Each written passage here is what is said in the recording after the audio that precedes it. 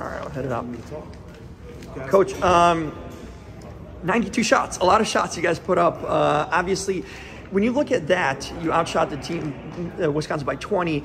Do you feel like team should have taken more time, more patience, instead of putting up all the shots? Do you feel like some of them were rushed, basically, is what I'm saying? Yeah, I definitely think Baji had an effect on that, because, like, you know, when he's so big, when you go downhill, the guys are kind of, like, second-guessing themselves. Sure. But really, I tell these guys, I want these guys to, you know, if you're open, shoot the ball. Like, play with confidence and all that. I thought for the most part, our process and our intentions were right. We really struggle to make shots, you know. But like, if you're not making shots, you got to find ways to impact the game in other ways, where it's getting somebody else a shot, investing more in the defensive side. So I do think, to your point, like, we were tentative at times, but you know, at the end of the day, I just want these guys playing with confidence, because these guys put a lot of work in. And the aggression was there. The guys were trying. I mean, you saw Freeman Liberty just diving for the balls constantly. Oh, yeah. So on a night like this, when the shot's just not there all around, do you take it as a positive that you guys were in it to the last minute, literally down by 6, on a night like this where the shot just wasn't falling? For sure, and like those guys played really well. Like, we got beat flat out. I mean, they were better than us. They were, you know, better coached than we were, and I mean, down the line. But like, to your point, the effort and the competitiveness was really good. And I think when you look at a game, it's measured by your compete rate and also your execution rate. I thought our compete rate was really good, but our execution rate wasn't as high. So like, we just got to clean that stuff up when we get back to practice. Coach, I'm trying to find this player's name. You're looking at it? I'm looking at it. I'm looking at it back under my mind. Marcus Domas. He kind of had a little bit of a rough game today, and I saw you talking to him on the sideline. What were you telling him as the game was going on throughout that stretch?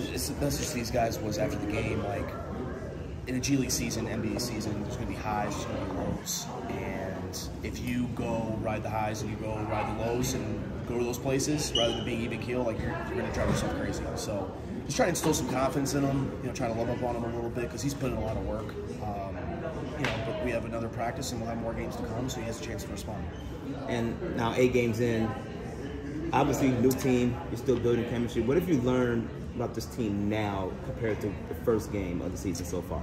I learned how much these guys care. They care about each other, and I think the connectivity piece is definitely getting better. But the most important thing to me right now in this point of the season is that we're competing hard. We're competing together. Like, the execution stuff's going to come, offensively, defensively, that stuff's going to come. But my question to those guys is, can you guys compete, but not only for yourself but for each other? I think we've been consistently doing that. It's been getting better game to game. Coach, this is pretty much a grind-out game for you all. Unlike some of the other games you've been playing, how are you guys able to now learn from this here and get some W's after playing a game like this here, where you didn't have to come on the victory side?